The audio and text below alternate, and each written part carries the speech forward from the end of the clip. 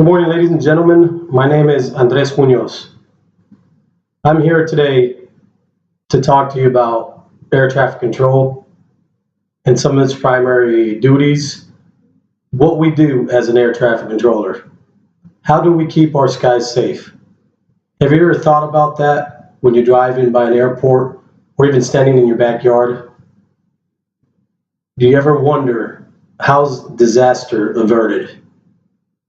Well, that's our job. Air traffic controllers, our main focus is to keep our skies and aircraft movement on the ground safe and expeditious.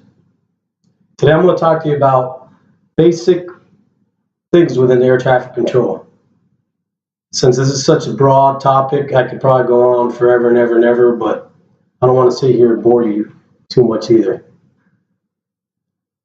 Our main job as an air traffic controller is to monitor and direct the movement on the ground, at airports, and in the skies. How do we do this in the skies? Well, we use navigation aids, basically visual references that we have.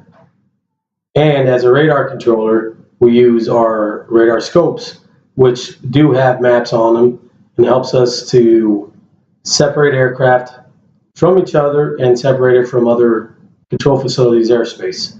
We also use computers to communicate and landlines to communicate with all other ATC facilities. The air traffic control is basically composed in radar controllers and tower controllers. As a radar controller, we separate aircraft within the skies. We have approach control, also center. Center mainly deals with aircraft in higher altitudes, approach control, lower altitudes. For example, when I worked at Tyndall Air Force Base, Panama City, Florida, we were a RAPCON, a radar approach control.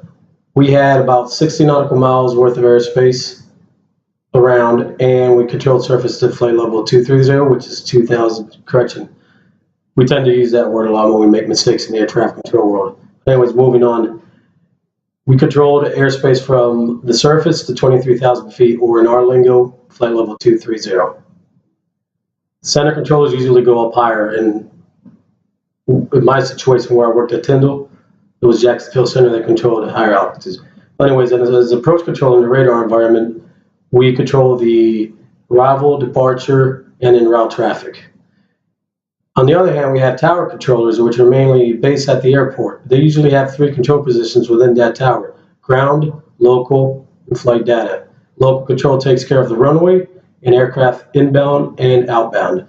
Ground control takes care of exactly what it says, the ground movement of either air traffic, vehicles, and personnel wanting to move around. Flight data, as we do in radar controllers, we use computers, where we have our flight progress strips, which is where all the information about an aircraft is located on.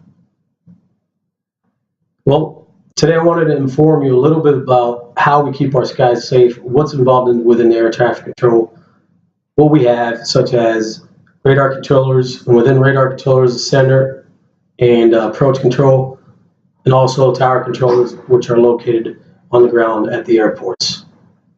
Hopefully now you don't have to wonder, hey, how are our skies kept safe from disaster?